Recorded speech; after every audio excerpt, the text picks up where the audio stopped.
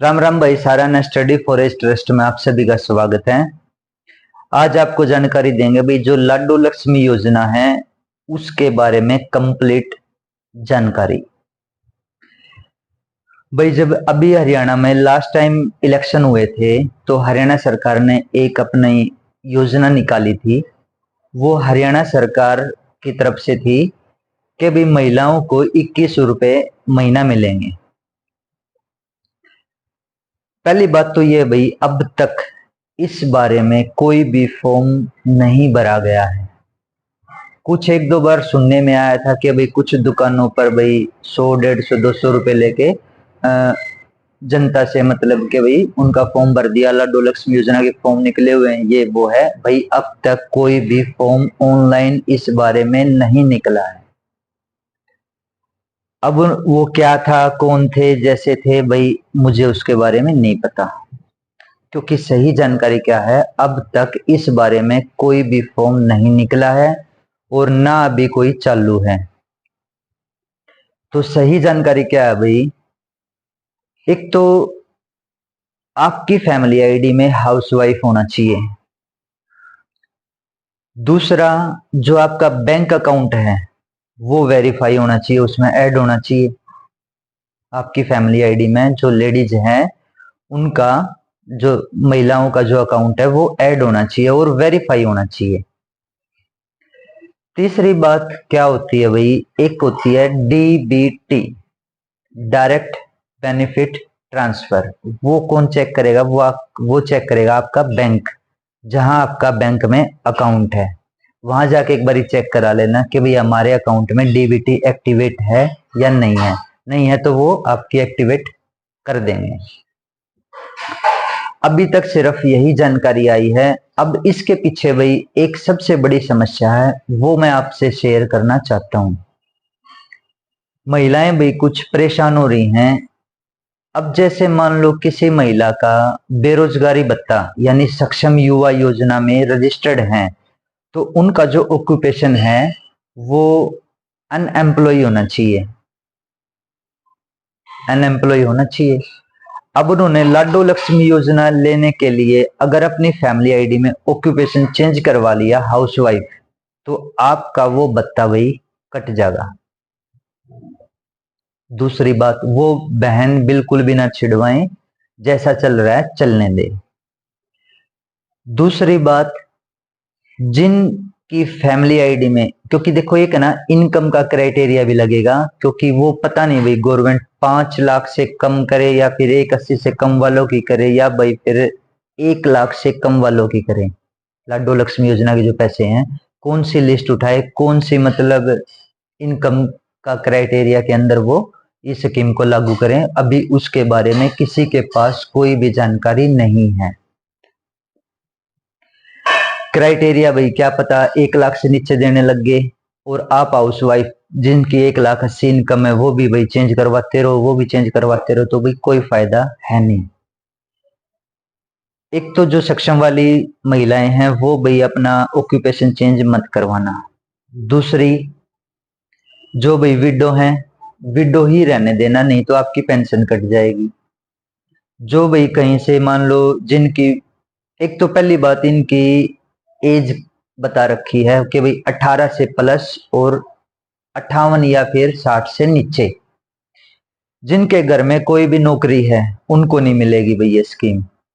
दूसरी बात, जो किसी भी स्कीम की हिस्सेदारी हैं, जैसे विडो पेंशन है या फिर कोई भी सक्षम भत्ता है या जिनके घर में कोई टैक्स पे करता है, तो उन वे भी स्कीम से बाहर हैं। अब तक तो सिर्फ इतनी ही जानकारी आई है, ना तो अभी तक कोई इसका फॉर्म भरा जाता है। सिर्फ अपना एक डोमिसाइल बनवा लो, अकाउंट वेरीफाई करवा लो फैमिली आईडी में, अपना बैंक में डीबीटी चेक करवा लो, और जो महिलाएं इन सारी स्कीमों से बाहर हैं। अच्छा, एक चीज और रहती है, कंस्ट्रक्शन वर्कर वाली, ये सबसे गहरी बात है भाई। वो देखो सुनो, जिन लेडीजों ने, जिन महिलाओं ने मजदूरी कॉपी बनवा रखी है, जिनकी एक्टिव है, उनकी फैमिली आईडी में कंस्ट्रक्शन वर्कर है, वो भी हाउसवाइफ मत करवाना। क्योंकि बहुत सारी जो मजदूरी कॉपी है भाई कटने लग गई है कुछ महिलाओं ने इस स्कीम को लेने के लिए कि भाई हाँ मैं तो हर महीने 2100 रुपये मिलेंगे। भाई नहीं पता किसको मिलेंगे, कैसे मिलेंगे, कब की लिस्ट उठाएगी गवर्नमेंट, किसी को इस चीज का कोई भी अंदाजा नहीं है। क्योंकि ये चीज भी हो सकती है, मान ले किसी घर में दो बहनें हैं या दो बहुएं हैं, भाई एक को मिल जाए दूसरे को ना मिले, क्या पता वो उस कैटेगरी में ना आती हो।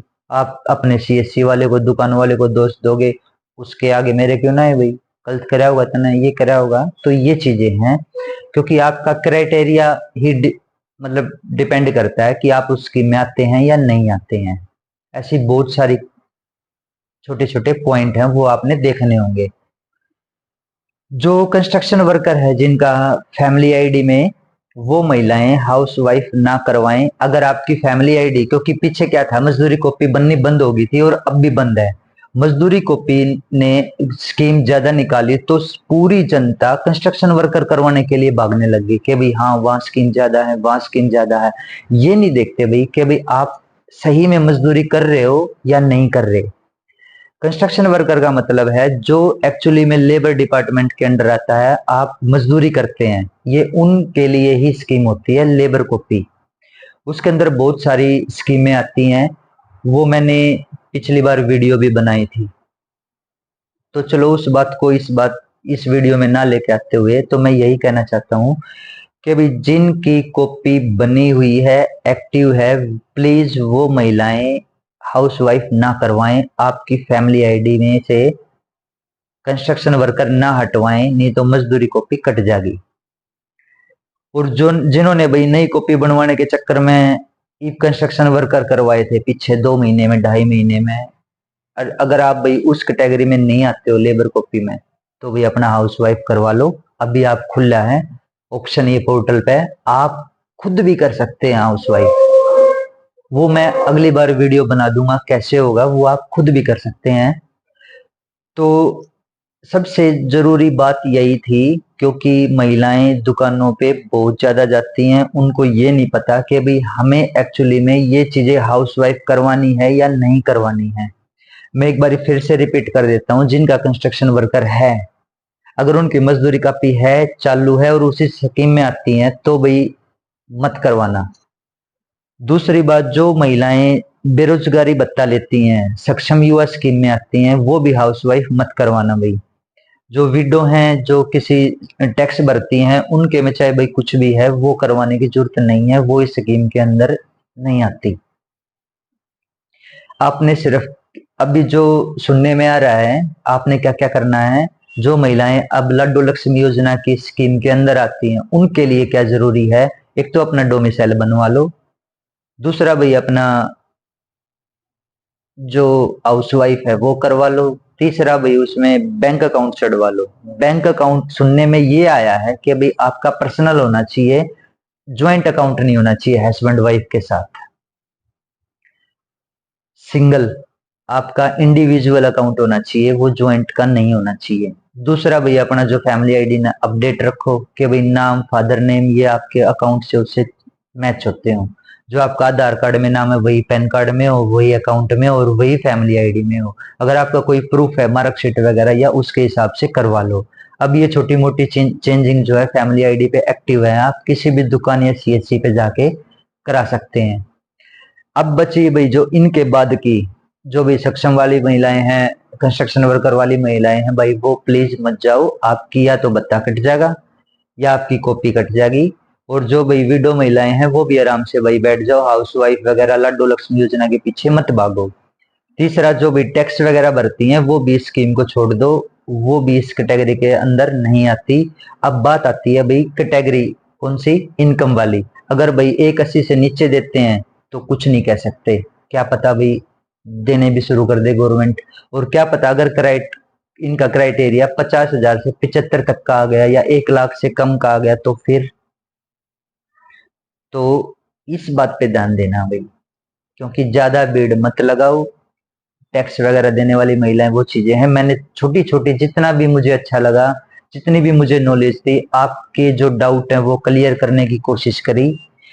अगर भाई किसी की अगर और कोई क्वेरी हो, अगर कहीं ना कहीं से मुझे जानकारी मिलती है तो मैं आप तक पहुंचाने का प्रयास करूंगा। आप भाई कमेंट में अपनी लिख सकते हैं कि भाई अगर कोई बात मेरे से रह गई हो या मैं ना बता पाया हूं तो भाई प्लीज ज्यादा से ज्यादा। और हाँ, एक चीज और, पिछले 3-4 महीनों से क्या था, कहीं कहीं दुकानों पे भीड़ लगी थी। मेरे पास भी कॉल आए थे कि भाई वहां लाडो लक्ष्मी योजना के फॉर्म भर रहे हैं, वहां भर रहे हैं, वहां भर रहे हैं। जो मेरे पास कॉल आई थी मैंने उनसे यही कहा था कि भाई उनसे प्रिंट लो कि कौन सा फॉर्म भरा है, मुझे दिखाओ भाई।